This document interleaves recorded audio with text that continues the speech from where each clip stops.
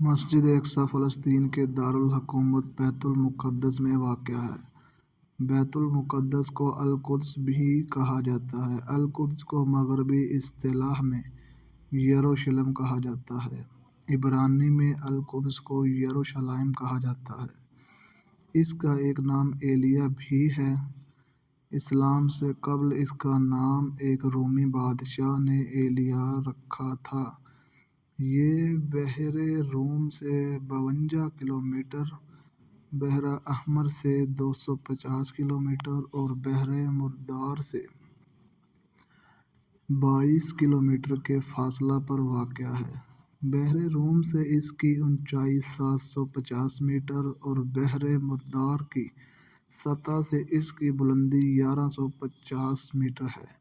سب سے پہلے یہاں یبوسین آ کر آباد ہوئے۔ ایک روایت ہے کہ اس شہر کو سام بن نوح نے آ کر آباد کیا۔ سب سے پہلے 1013 قبل مسیح میں حضرت داؤد علیہ السلام نے اس کو فتح کیا۔ خطوط الشام جلد 5 صفحہ 252۔ القدس دراستاً و تاریخاً۔ مسجد اقصی کی تاریخی حیثیت احادیث مبارکہ کے مطابق مسجد الاقصی دنیا کی دوسری مسجد ہے جس کی بنیاد رکھی گئی۔ بخاری شریف اور مسلم شریف میں حضرت ابو ذر سے روایت ہے جس میں یہ صراحت ہے کہ مسجد بیت الحرام کی تعمیر اور مسجد اقصی کی تعمیر میں 40 سال کا عرصہ ہے، اور ایک روایت میں ہے کہ مسجد بیت الحرام کو حضرت آدم کی پیدائش سے 2000 سال پہلے فرشتوں نے تعمیر کیا۔ امام قرطبی رحمۃ اللہ علیہ فرماتے ہیں کہ ان دونوں روایات سے یہ بات ثابت ہوئی کہ حضرت ابراہیم علیہ السلام بیت الحرام کے اور حضرت سلیمان علیہ السلام مسجد اقصی کے مجدد ہیں، نہ کہ مؤسس۔ اور مسجد اقصی کا ذکر قرآن کریم کی اس آیت میں ہے جس میں معراج نبوی کا تذکرہ ہے۔ الانس الجلیل بتاریخ القدس والخلیل صفحہ 8 اور 10۔ مسجد اقصی کی تعمیر کے ادوار۔ اس بارے میں مختلف روایات ہیں کہ مسجد اقصی کا مؤسس اول کون ہے۔ پہلا قول یہ ہے کہ سب سے پہلے فرشتوں نے تعمیر کی۔ دوسرا قول یہ ہے کہ حضرت آدم علیہ السلام نے سب سے پہلے تعمیر کی۔ تیسرا قول یہ ہے کہ حضرت سام بن نوح سب سے پہلے تعمیر کرنے والے ہیں، اور چوتھا قول یہ ہے کہ حضرت داؤد و سلیمان علیہ السلام پہلے تعمیر کرنے والے ہیں۔ علامہ احمد بن الواحد المقدسی فرماتے ہیں کہ ان سب روایتوں میں اس طرح تطبیق ہو سکتی ہے کہ سب سے پہلے فرشتوں نے، پھر حضرت آدم علیہ السلام نے، پھر حضرت سام بن نوح نے اور پھر حضرت داؤد و سلیمان علیہ السلام نے بالترتیب تعمیر کیا۔ حوالہ سابقہ۔ لیکن بخاری اور مسلم شریف کی احادیث سے صریحاً معلوم ہو جاتا ہے کہ جس طرح ابو الانبیاء حضرت ابراہیم علیہ السلام نے اپنے بڑے بیٹے کے ساتھ مل کر مکہ مکرمہ میں بیت اللہ یعنی مسجد الحرام کی بنیاد رکھی، بائیں ہجرت ابراہیم نے اپنے دوسرے بیٹے حضرت اسحاق علیہ السلام کے ساتھ مل کر 40 سال کے بعد بیت المقدس یعنی مسجد الاقصی کی بنیاد رکھی۔ مکہ مکرمہ کا قبلہ عالمگیر اور دائمی قبلہ تھا، جبکہ بیت المقدس کا قبلہ بنی اسرائیل اور بعد میں امت محمدیہ صلی اللہ علیہ وسلم کے لیے ایک محدود مدت تک قبلہ رہا۔ انبیاء بنی اسرائیل مسجد الاقصی میں نماز اور دوسری عبادات کرتے تھے، تاہم احادیث سے معلوم ہوتا ہے کہ انبیاء بنی اسرائیل حج کے لیے بیت اللہ یعنی مکہ مکرمہ تشریف لاتے رہے۔ گویا یہ دو مراکز روئے زمین پر اللہ جل جلالہ کے گھر رہے ہیں، اور مرجع الخلائق رہے ہیں۔ جب رسول صلی اللہ علیہ وسلم کو اللہ نے نبوت سے سرفراز فرمایا تو ایک رات ان کو اپنے عجائبات کی سیر کروانے کے لیے ان کو مسجد الحرام سے مسجد الاقصی لے گئے، جہاں سے وہ عالم بالا یعنی علم غیب کی سیر کے لیے تشریف لے گئے۔ معراج کا واقعہ اسلام کا ایک انتہائی روح پرور واقعہ ہے، جس پر انسانیت کو فخر اور تشکر ہے۔ معراج کے دوران مسلمانوں پر 5 وقت کی نمازیں فرض ہوئیں۔ مشیت خداوندی سے امت محمدیہ کا قبلہ ابتدا بیت المقدس یعنی مسجد الاقصی مقرر کیا گیا۔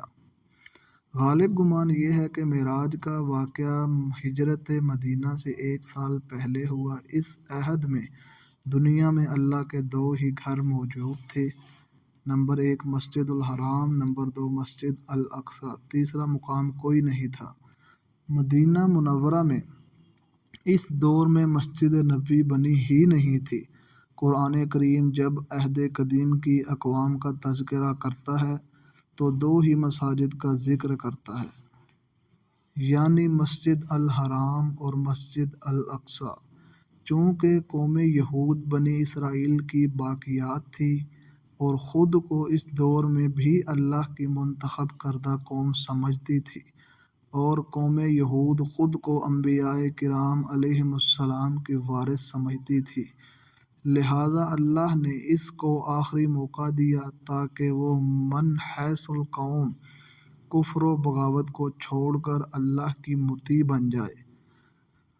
لیکن قوم یہود نے جب بنی اسرائیل کی بجائے بنی اسماعیل میں سے پیغمبر آخر الزمان کو مبعوث پایا تو ایک بار پھر اپنی کینہ پروری، قومی تعصب اور جاہلانہ تفخر کے سبب اللہ کے کلام اور احکام کا انکار کیا اور رسول صلی اللہ علیہ وسلم کو آخری نبی ماننے سے انکار کر دیا۔ اس طرح قوم یہود نے آخری موقع بھی کھو دیا اور من حیث القوم دائرہ اسلام سے باہر ہو گئے۔ مدینہ منورہ میں رسول اللہ صلی اللہ علیہ وسلم اپنے صحابہ کرام رضوان اللہ اجمعین کے ہمراہ مسلسل 1.5 سال یعنی 17-18 مہینوں تک شمال کی سمت بیت المقدس کی طرف منہ کر کے نمازیں پڑھتے رہے، لیکن خود رسول اللہ صلی اللہ علیہ وسلم کی یہ خواہش تھی کہ اللہ مہربانی فرما کر ایک بار پھر مسجد الحرام کے عالمگیر قبلہ کو مسلمانوں کا قبلہ مقرر فرما دے۔ ایک دن جب وہ مدینہ کی ایک مسجد میں نماز پڑھا رہے تھے، تب حضرت جبرائیل امین وحی لے کر نازل ہوئے تو بیت المقدس کی بجائے بیت اللہ یعنی مسجد الحرام کو ہمیشہ ہمیشہ کے لیے مسلمانوں کا قبلہ مقرر کر دیا گیا۔ جس مسجد میں تحویل قبلہ کو واقع ہوا، اس مسجد کو مسجد القبلتین کا نام دیا گیا، جہاں بیک وقت ایک نماز میں 2 قبلوں کی طرف رخ کیا گیا۔ تحویل قبلہ کا مقصد واضح تھا کہ اب بنی اسرائیل کی بحیثیت قوم فضیلت ختم کر دی گئی۔ شریعت موسوی، تورات اور بیت المقدس یعنی مسجد الاقصی کا قبلہ منسوخ کر دیا گیا۔ اب قیامت تک واجب الاطاعت اور واجب الاتباع پیغمبر آخر الزماں ہوں گے۔ اب شریعت محمدیہ صلی اللہ علیہ وسلم آخری شریعت ہوگی اور قیامت تک نافذ ہوگی۔ اب تورات کے احکامات پر عمل موقوف کر کے تورات کی بجائے قرآن عظیم الشان کو سرچشمہ رشد و ہدایت قرار دیا گیا۔ اب قیامت تک کے لیے تمام بنی نوع انسان کو مرکوز و منبع اور قبلہ مکہ مکرمہ میں واقعہ بیت اللہ مسجد الحرام ہوگا۔ چونکہ بنی اسرائیل کی باقیات قوم یہود نے آخری بار پھر اللہ سے بغاوت کر دی، لہٰذا قوم یہود کو تمام فضیلتوں، نعمتوں اور عزتوں سے محروم و معزول کر دیا گیا، کیونکہ اللہ کا اٹل قانون ہے کہ اس کی نعمتیں اور رحمتیں باغی اور کافروں کے لیے نہیں ہوتی۔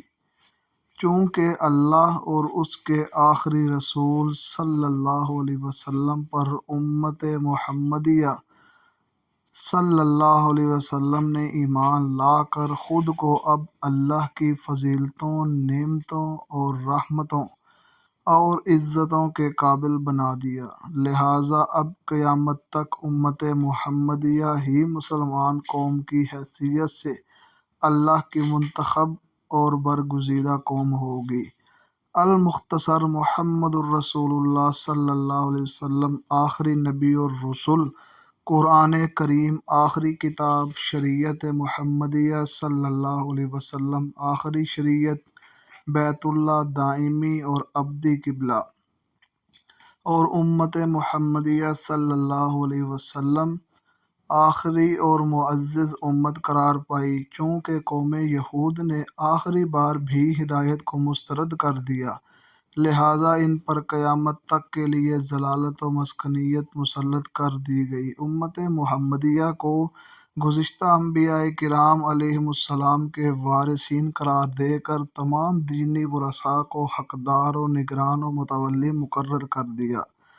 امت محمدیہ کے گزشتہ تمام انبیاء علیہ السلام اور ان پر نازل کی گئی کتابوں پر ایمان لانا فرض کر دیا گیا۔ مسجد اقصیٰ کی تعمیر کے بعد اس پر مختلف قسم کے حوادثات آئے، جس کی وجہ سے دوبارہ اس کی تجدید اور تعزیز کی ضرورت پڑتی رہی، لیکن تاریخ کی کتابوں میں 6 حوادثات کا ذکر ہے، جن میں باہر سے القدس پر حملہ ہوا، مسجد کو 2 مرتبہ نقصان پہنچا۔ ان 2 واقعوں کا ذکر قرآن پاک کی سورہ اسراء کے شروع میں ہے۔ پہلا واقعہ جس میں مسجد کی تعمیر کو نقصان پہنچا وہ حضرت سلیمان علیہ السلام کی وفات کے 415 برس بعد 588 میں پیش آیا، جب بابل کے بادشاہ بخت نصر نے اس پر حملہ کیا اور پورے شہر کو آگ لگا دی، جس میں مسجد کی عمارات منہدم ہو گئی۔ پھر شاہ فارس جناب خرش سائرس اعظم المعروف ذوالقرنین کے تعاون سے دوبارہ اس کی تعمیر ہوئی۔ دوسرا واقعہ 63 ہجری میں ہوا، جس میں دوبارہ رومی قابض ہو گئے۔ پھر حضرت عیسیٰ علیہ السلام کے رفع جسمانی کے 40 سال بعد 70 عیسوی میں تیتوس ٹائٹس نامی رومی شہزادے اور سپہ سالار نے اس شہر کو بالکل تباہ کر دیا۔ اس میں بھی مسجد کو نقصان پہنچا۔ دونوں مرتبہ مسجد الاقصیٰ کی تباہی بنی اسرائیل کے لیے اللہ کا عذاب تھا۔ مسجد اقصیٰ 70 عیسوی سے حضرت عمر کے زمانے تک ویران رہی۔ تفسیر حقانی جلد 5، خطاط الشام جلد 5 صفحہ 252۔ مسجد اقصیٰ کا اسلامی دور۔ حضرت عمر رضی اللہ تعالیٰ عنہ کے دور خلافت میں حضرت ابو عبیدہ بن الجراح نے 16 ہجری میں بیت المقدس کا محاصرہ کیا اور ان کے سامنے اپنا پیغام رکھا۔ نہ ماننے کی صورت میں قتل اور صلح کی صورت میں جزیہ اور خراج کا حکم سنایا، تو وہ ایک شرط پر صلح کے لیے تیار ہو گئے کہ خلیفہ وقت صلح کے لیے خود تشریف لائیں۔ حضرت ابو عبیدہ بن الجراح رضی اللہ تعالیٰ عنہ نے حضرت عمر کو خط لکھ کر ساری صورتحال سے آگاہ کیا، تو حضرت عمر رضی اللہ تعالیٰ عنہ حضرت علی کے مشورہ سے بیت المقدس جانے پر راضی ہو گئے۔